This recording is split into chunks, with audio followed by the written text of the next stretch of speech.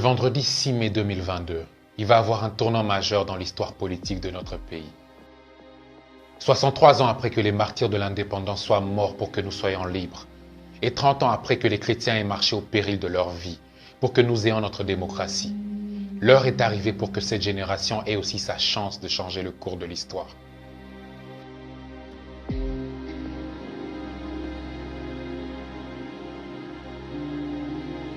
Il va avoir dans 14 provinces, qui représentent 52% des territoires de notre pays, l'élection d'un nouveau gouverneur.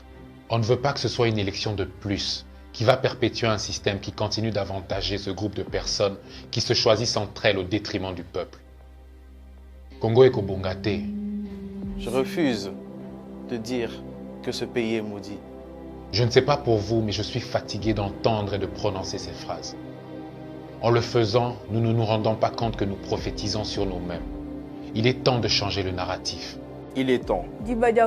Ça inafika.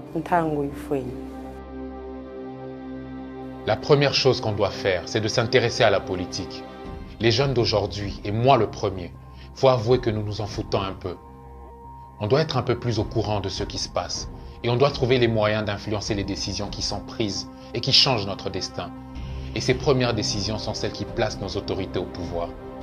Si nous continuons de laisser nos dirigeants se tirer au sort, alors nous ne sommes plus des victimes du hold-up qui est fait sur notre pays. Nous sommes complices. Notre système favorise les plus courageux même s'ils sont les moins compétents.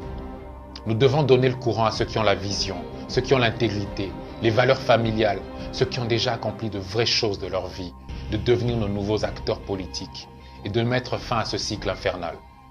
C'est vrai que ce n'est pas nous qui allons voter, c'est les députés. Mais nous avons beaucoup plus d'influence qu'on ne le pense. Tout le monde connaît un député. Tout le monde a un frère, un ami, un parent ou un proche qui connaît un député. Nous avons le devoir de l'influencer à faire le bon choix. Pas seulement pour sa famille, mais pour le bien de son peuple. Le peuple a un mandat illimité. On ne peut pas continuer de confier le destin de notre pays à des personnes à qui on ne confierait pas nos enfants. Il est temps que les hommes qu'il faut occupent la tête de nos provinces. Nos aînés disent que nous sommes une génération sacrifiée, une jeunesse qui ne prend pas ses responsabilités. Mais c'est eux qui ont mis le pays dans cet état. Et nous, on va le sortir de ce gouffre. Nous allons être le changement que nous voulons voir au Congo.